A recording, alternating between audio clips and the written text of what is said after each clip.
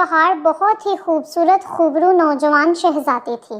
وہ جتنی خوبصورت تھی اتنی ہی زیادہ نظروں کا شکار تھی۔ بدقسمتی سے ایک روز وہ اپنے باغیچے میں ٹہل رہی تھی کہ تبھی 3 آنکھوں والا ایک بدنما مونسٹر ادھر سے گزرا اور شہزادی کو دل دے بیٹھا۔ اس نے سوچا کہ شہزادی کو اپنے ساتھ لے کر جائے گا اور اس کے ساتھ شادی رچائے گا۔ شہزادی اسے دیکھ کر بہت خوفزدہ ہوئی، لیکن اس سے پہلے کہ شہزادی کچھ کر پاتی، مونسٹر نے اپنا جادو پڑھا اور جادو پھونکتے ہی شہزادی کو بے ہوش کر دیا اور بے ہوش کی ہوئی شہزادی کو وہ لے کر اپنی وادی میں چلا گیا۔ بادشاہ اور اس کی ملکہ کو جب یہ خبر پہنچی تو وہ بہت ہی پریشان ہوئے، کیونکہ گل بہار ان کی اکلوتی شہزادی تھی۔ بادشاہ نے فوراً اعلان کروایا کہ جو کوئی میری گل بہار شہزادی کو 3 آنکھوں والی بلا سے نجات دلوا کر لائے گا، اسے منہ مانگا انعام دیا جائے گا۔ یہ سن کر تمام لوگ کوشش کرنے کے لیے چل پڑے۔ یہ اعلان ایک غریب لڑکے نے بھی سنا، جو انتہائی غریب لیکن اپنی ماں کا بہت ہی فرمانبردار بیٹا تھا۔ اس نے اپنی ماں سے سارا قصہ بیان کیا اور شہزادی کی مدد کرنے کے لیے ماں سے اجازت لینا چاہی۔ ماں نے اپنے بیٹے کی نیک نیتی پر اسے بہت سی دعائیں دے کر رخصت کیا۔ چلتے چلتے وہ ایک جنگل میں جا پہنچا۔ تھکن کے مارے جب وہ آرام کرنے کے لیے ایک درخت کے نیچے لیٹا تو تبھی اس کو ایک بزرگ نظر آئے۔ نیک بزرگ نے اس لڑکے سے کہا کہ تم یہاں سے شمال کی جانب چلتے رہو۔ چلتے چلتے تمہیں ایک آگ کا دریا نظر آئے گا۔ آگ کا دریا اسی 3 آنکھوں والی بلا کا بنایا ہوا ہے۔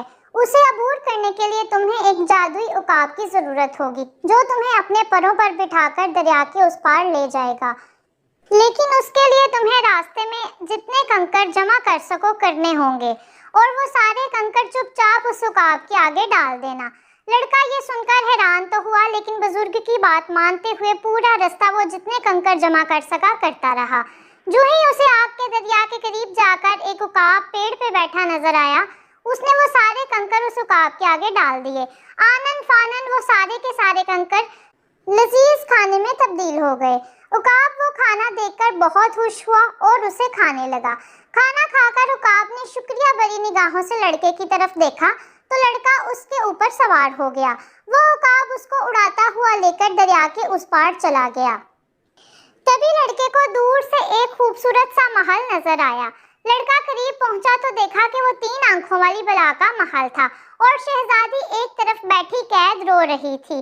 لڑکا خاموشی سے شہزادی کے پاس چلا گیا اور اسے کہا کہ میں تمہاری مدد کرنے کے لیے آیا ہوں۔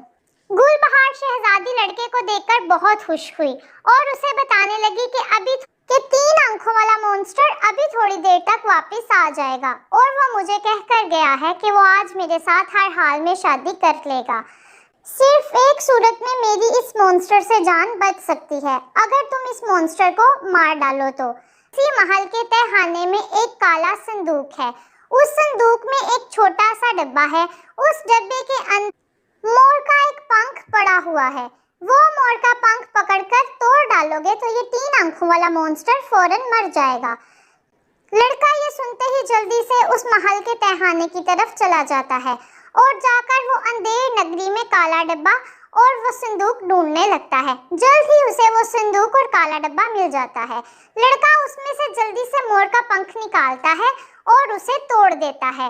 ادھر شہزادی کے پاس 3 آنکھوں والا مونسٹر آ چکا ہوتا ہے اور وہ اسے کہتا ہے کہ چلو آج ہماری شادی ہے۔